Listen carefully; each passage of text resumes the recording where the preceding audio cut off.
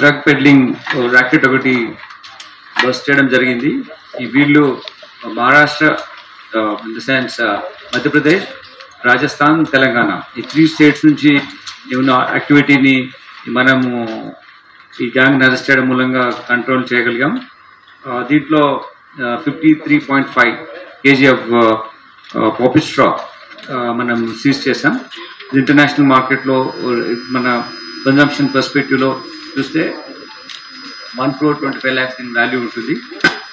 ఇందులో ఉన్న నేరస్తులు ఇంతకుముందు కూడా కేసెస్లో ఇన్వాల్వ్ అయి ఉన్నారు. వీళ్ళు బేసికలీ ఇందులో ఉన్నటువంటి నేరస్తులు Mangilal Bishnoi, Mangilal Dhaka, Bira Ram, 3 accused, main accused. అయితే దీనికి సప్లై చేసినటువంటి పింటూ మోహన్ సింగ్, ఇతను మధ్యప్రదేశ్లోని మిన్యూచ్ నుంచి ఇక్కడ పంపిస్తున్నాడు. ఇతని పైన మేము వర్కౌట్ చేస్తున్నాం. The lot of gangs there in this particular area. అందులో one of these accuse this Pintu is there. We are operating on him and settle will get them.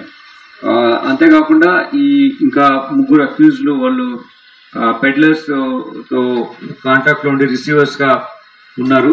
వాళ్ళని కూడా మనం లోకల్ ఏరియాస్ లో ఉన్నారు. Will pick them up after this confession. Will come to know about the different names. Will also get those accuse.